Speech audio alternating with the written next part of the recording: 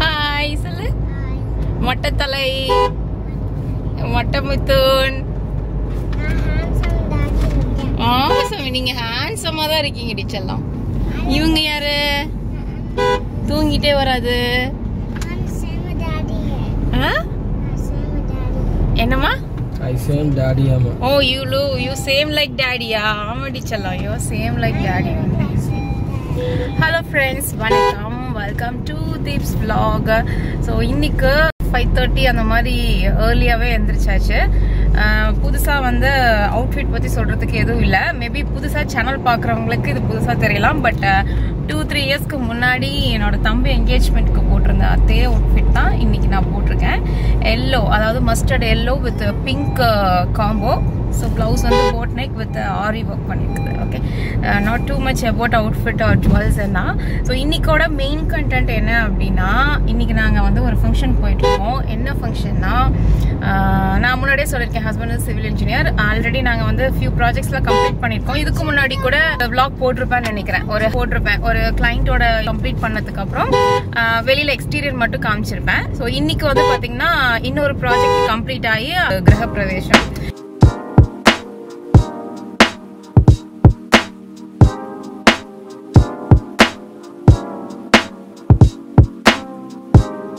So எப்பயுமே எனக்கு வந்து அவர் ஃபினிஷ் பண்ண ப்ராஜெக்ட் பார்க்குறது ரொம்ப ரொம்ப பிடிக்கும்.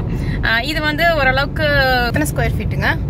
டோட்டலாக வந்து லைக் ஒரு 2800 ஸ்கொயர் ஃபீட் அந்த மாதிரி இது. ஸோ பில்டப் ஏரியா வந்து பார்த்தீங்கன்னா நியர்லி 3000 வரும். ஏன்னா இது வந்து 3 பெட்ரூம் ஹவுஸா? 4 bedroom house. Okay, so 4 bedroom house. அதனால உங்களுக்கு வந்து ஒரு நியர்லி ஒரு 3000 அந்த மாதிரி ஸ்கொயர் ஃபீட் டோட்டல் ஹவுஸோட ஏரியா. பட் லேண்ட் ஏரியா வந்து ஒரு 2400 அந்த மாதிரி இருக்கும். என்ன கரெக்ட் தானே? கரெக்ட் தானே? ஓகே, அதுக்கு தான் வந்து நம்ம போயிட்டு இருக்கோம்.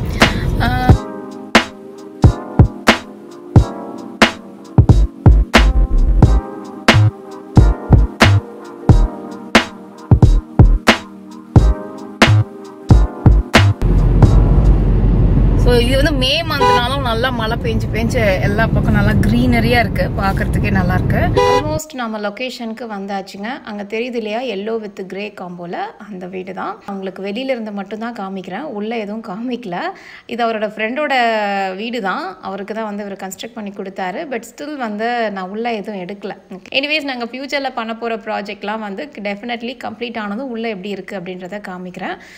ஸோ அவருக்கு ஃபினிஷ் பண்ண ப்ராஜெக்டை பார்க்கறதுல ஒரு தனி சந்தோஷம் தான். அண்ட் உங்கள் கூட ஷேர் பண்ணிக்கிறதுல இன்னும் சந்தோஷம். உங்களில் யாராவதுக்கு 2 BHK ஹவுசஸ் ஈரோடில் வேணும் அப்படின்னு நினச்சிங்கன்னா கீழே கமெண்ட் பண்ணுங்கள். நெக்ஸ்ட்டு வந்து ஒரு 4 ப்ராஜெக்ட் ஸ்டார்ட் பண்ணுறோம். அது வந்து கம்ப்ளீட் ஆகிறதுக்கு 3 to 4 months ஆகிடும். நான் வந்து ப்ளாகில் உங்களுக்கு கண்டிப்பாக அப்டேட் பண்ணிகிட்டே இருக்கேன். உங்களுக்கு வாங்குகிற பிளான் இருக்குன்னா கீழே கமெண்ட் பண்ணுங்கள். வீட்டுக்கு வந்தாச்சு. இன்றைக்கி நான் உங்களுக்கு வெள்ளாங்கு ரசம் எப்படி செய்கிறதுன்னு காமிக்க போகிறேன். வெள்ளாங்கு ரசம் அப்படின்றது ரொம்ப பாரம்பரியமான ரசம் மட்டும் இல்லைங்க. இதில் வந்து நிறைய மூலிகைகள் சேர்த்து செய்கிறதுனால உடம்புக்கு நல்லது. அதுவும் உங்களுக்கு கோல்டு, அதாவது சளி பிடிச்சிருக்கு, இரும்பல் நிறையா இருக்குது அப்படிங்கும்போது கண்டிப்பாக அந்த ரசம் வச்சு சாப்பிட்டா ரொம்ப ரொம்ப நல்லது. சீக்கிரமும் சரியாயிடும். சளி பிடிக்கும் போது மட்டும் இல்லைங்க, நீங்கள் நார்மலாகவே வந்து 10 நாளுக்கு ஒரு தடவை இந்த மாதிரி ரசம் வச்சு சாப்பிட்டா உடம்புக்கு ரொம்ப ரொம்ப நல்லது. ஓகே, ஸோ இந்த ரசம் எப்படி செய்கிறதுன்னு பார்ப்போம். எப்பயும் போல் நம்ம ரசம் செய்யும்போது பூண்டு, சீரகம், மிளகு போடுவோம் இல்லையா, அந்த மாதிரி போட்டு வச்சுருக்கேன். நீங்கள் வேணால் இதுலேயே கொஞ்சம் ஒரு 4-5 புதினா தலை கூட போட்டுக்கலாம். ஏன்னா புதினா தலையும் சளிக்கு ரொம்ப நல்லது. இதுதான் வெள்ளாங்கு செலவு. இந்த செலவு வந்து உங்களுக்கு எல்லா மளிகை கடையிலும் ஈஸியாக கிடைக்கும். ஒரு 4 பேத்துக்கு ரசம் ப்ரிப்பேர் பண்ணுறீங்கன்னா இதுலேருந்து எல்லாமே கொஞ்சம் கொஞ்சம் போட்டுக்கணும். ஓகே, பேக்கேஜ்குள்ளே வந்து பார்த்திங்கன்னா நிறைய மூலிகை இருக்குங்க. அந்த பேக்கேஜ்குள்ளே இருக்கிற இன்க்ரீடியன்ட் இது தாங்க. ஃப்ராங்காக சொல்லணும்னா இது என்னென்னு எனக்கு கரெக்டாலாம் தெரியல.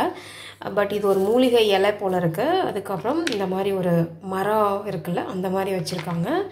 அதுக்கப்புறம் இது வந்து நம்ம பிரியாணியில் போடுவோம்ல, மராட்டி மொக்கு தான் நினைக்கிறேன். அதுக்கப்புறம் மல்லி கொஞ்சம் வச்சுருக்காங்க. அப்புறம் இதுதான் திப்பிலின்னு நினைக்கிறேன், திப்பிலி. அதுக்கப்புறம் இது வந்து இந்த இஞ்சி மரப்பான்னு சொல்லுவாங்களே, அந்த மாதிரி இருக்குது பார்க்க. எக்ஸாக்ட்லி என்னன்னு தெரியல, அது ஒன்று இருக்குது.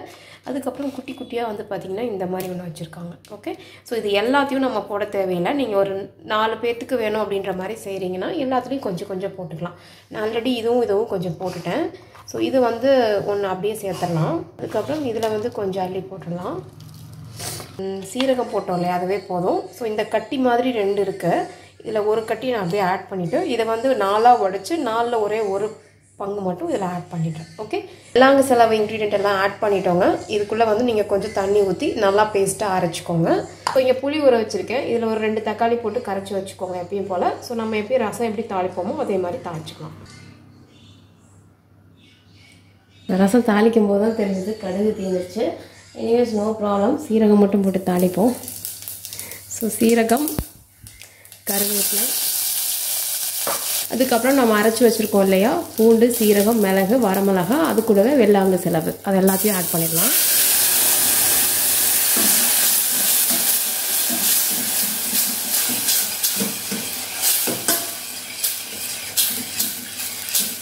புளி, தக்காளி, கொத்தமல்லி தழை கட் பண்ணி போட்டிருக்கேன். அதுக்கப்புறம் உப்பு, இதெல்லாம் இதில் இருக்குது. இதை வந்து இதில் ஊற்றிடலாம்.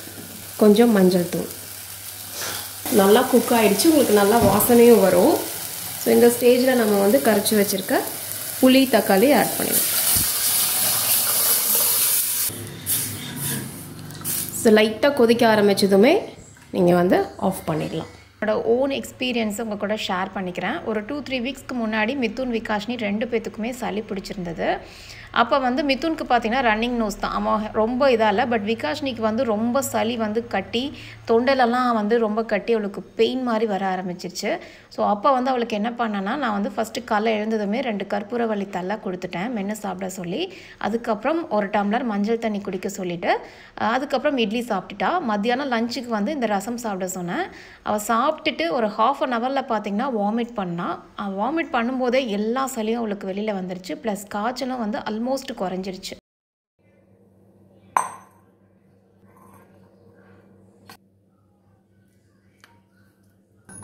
ஸோ நல்லா சுட சுட சுட வெள்ளாங்க ரசம் இங்கே ரெடியாக இருக்குது. ஸோ ஆல்ரெடி ஊற்றி வச்சுருக்கேன். நல்லா நிறையா ரசம் ஊற்றிக்கோங்க. சூப்பி நூடுல்ஸ் மாதிரி சூப்பி ரைஸாக இருக்கணும் இது. ஓகே, ஸோ இந்த மாதிரி தான் ஊற்றி நீங்கள் சாப்பிட்ணும். அதே போல் ஊற்றும் போது இப்படி மேலாக வடிச்செல்லாம் ஊற்றாதீங்க. நல்லா அலசி அந்த ஸ்பைசஸ்லாம் நம்ம அரைச்சி ஊற்றணும் இல்லையா, அதெல்லாம் சேர்த்து வர மாதிரி இந்த மாதிரி ஊற்றி சாப்பிடுங்க. ஓகே, ஸோ அந்த ஸ்பைசஸ்லாம் நம்ம உடம்புக்குள்ளே போனால் தான் நல்லது. ஓகே, சுட சுட வெள்ளாங்க ரசம் வித் சாதம் ரெடி.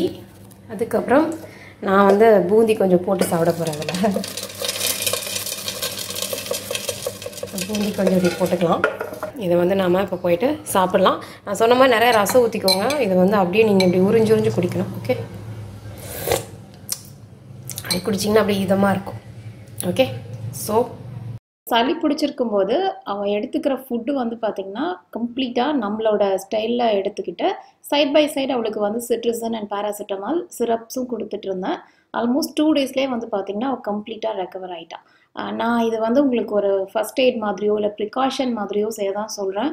ரொம்ப சிவியராக போன ஸ்டேஜில் இதெல்லாம் ட்ரை பண்ணிகிட்டு இருக்க வேணாம். இனிஷியல் ஸ்டேஜில், அதாவது கோல்டு ஸ்டார்ட் ஆகி ஃபஸ்ட் டே லைட்டாக ஃபீவர் இருக்கும்போது இது மாதிரி ஃபாலோ பண்ணிங்கன்னா உங்களுக்கு கொஞ்சம் குறையும். ப்ளஸ் வந்து சீக்கிரமாக ஒரு இம்ப்ரூவ்மெண்ட் கிடைக்கும். அதுக்காக தான் இந்த ஃபுட்டு ஸ்டைல். ஓகே, ஸோ இதோட வந்து பார்த்திங்கன்னா இந்த vlog முடிஞ்சது. நீங்கள் எல்லாரும் பார்த்து என்ஜாய் பண்ணியிருப்பீங்கன்னு நினைக்கிறேன். சீக்கிரமாக இன்னொரு இன்ட்ரெஸ்டிங்கான vlog-ஓட நாளைக்கு உங்களை வெயிட் பண்ணுறேன். பாய்.